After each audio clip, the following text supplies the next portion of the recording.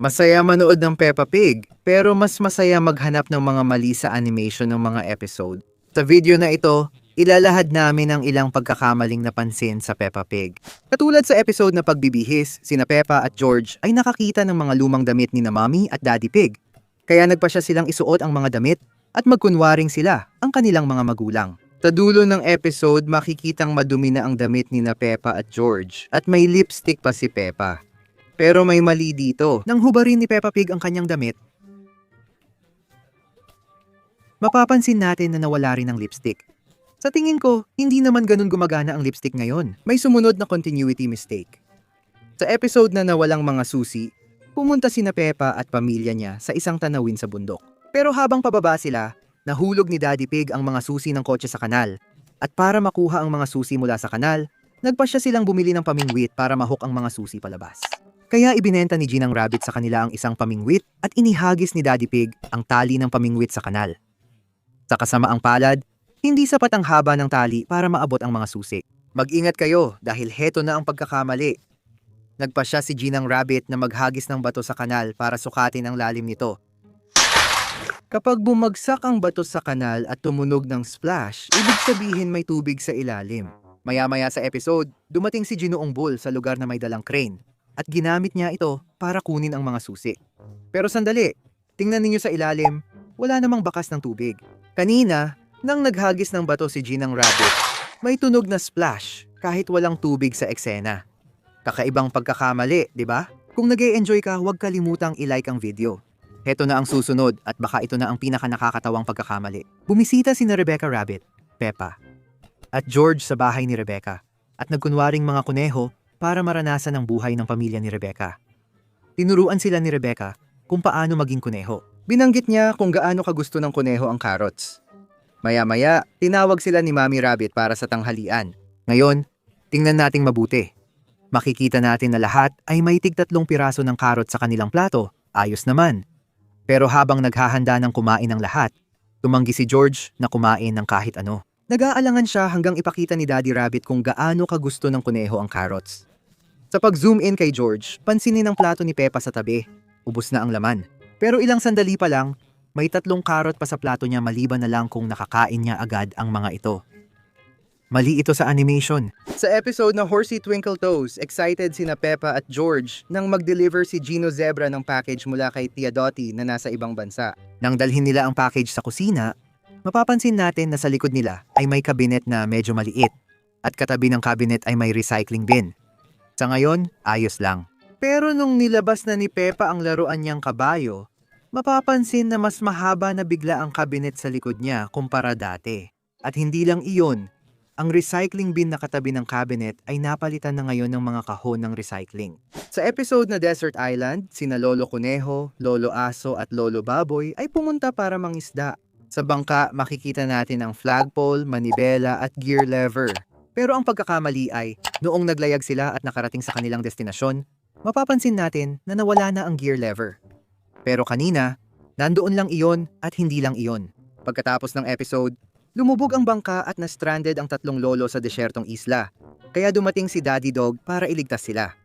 Paakyat na si Daddy Dog sa bangka. Mapapansin natin na ang gear lever ng kanyang bangka ay nasa gilid, malayo sa manibela.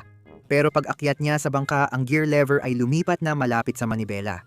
Pero teka, may isa pa. Nang makita ni na Daddy Dog at ng mga bata ang mga lolo, nawawala na ang gear lever. Seryoso? Saan ka pa makakakita ngayon ng ganitong bangka? Hindi ito pagkakamali kundi magic trick. Sa Mr. Potato's Christmas Show, nagtipon ng mga estudyante ng playgroup ni Peppa sa teatro para panoorin ang live show ni Mr. Potato. Mapapansin na si Peppa ay nasa likod na hanay kasama ang mga kaibigan, habang sa harapan niya ay may kayumangging pusa.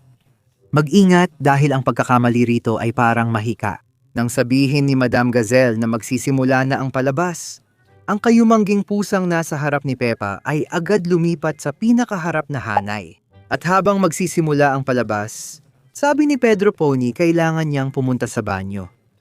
Pansinin ang 2 karakter sa tabi ni Freddy Fox. Habang papunta si Pedro sa banyo, bakante ang 2 upuan.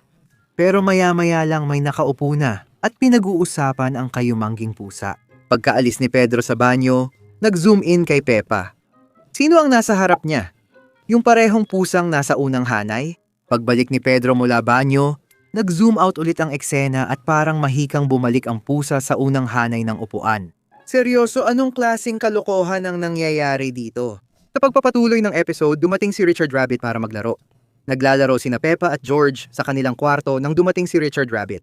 Ngayon, tingnan natin ang kwarto dito. Makikita natin na magulo ito at nagkalat ang mga laruan kung saan-saan at walang laman ang basket ng mga laruan. Matapos imbitahan ni George si Richard Rabbit sa kanyang kwarto, mapapansin na mas malinis na ito at puno na ng laruan ang basket. Baka akala mo nilinis ni Peppa ang kwarto nung wala si George, pero hindi pwede kasi abala siya sa paggawa ng bahay. Sa episode na ito, ang dalampasigan, nagpunta ang pamilya ng baboy sa dalampasigan para mag-enjoy. Pagdating sa dalampasigan, inilabas ni Peppa ang mga laruan mula sa basket tulad ng tuwalya, balde, pala at bola. Ang pagkakamali ay nang matapos lagyan ni Mommy Pig ng sunscreen sina Peppa at George. Kung titingnan natin sa likod nila, makikita nating nasa basket na ulit ang balde at mga pala. Kahit kanina ay inilabas ni Peppa ang mga ito. Sa episode, dumating si Richard Rabbit para maglaro ng pumasok si Susie Sheep sa kwarto. Sa mismong sandaling ito, kung titingnan natin ang pader, mapapansin natin na may dalawang guhit. Isa ay ng elepante at ang isa naman ay ng diwata. Pero pag lumayo ang eksena, makikita nating iba na ang posisyon ng mga guhit. Mas mataas na sila sa pader at pati sa kama. Sa pagpapatuloy ng episode, bumisita si Kylie Kangaroo at pamilya niya sa bahay ni Peppa. Pagdating nila sa bahay, lumabas ang buong pamilya ng baboy para batiin sila. Ngayon, tingnan ninyong mabuti ang pamilya ng baboy. Mapapansin natin na nakatayo si Peppa at George sa harap mismo ni na Daddy at Mommy Pig. Ang problema, kapag naka-zoom in kina Peppa at George, nawawala sina Mommy at Daddy Pig sa frame kahit na kanina, nasa likod lang nila. May isa pang mas nakakatawang pagkakamali sa episode na ito. Matapos makilala ni na Peppa at George sina Kylie Kangaroo at Joey, tinuruan ni Peppa si Kylie kung paano tumalon sa maputik na bara. Ngayon, maliit lang ang bara. Nang tumalon ang ibang karakter sa bara, biglang nagbago ang laki nito na parang mahika.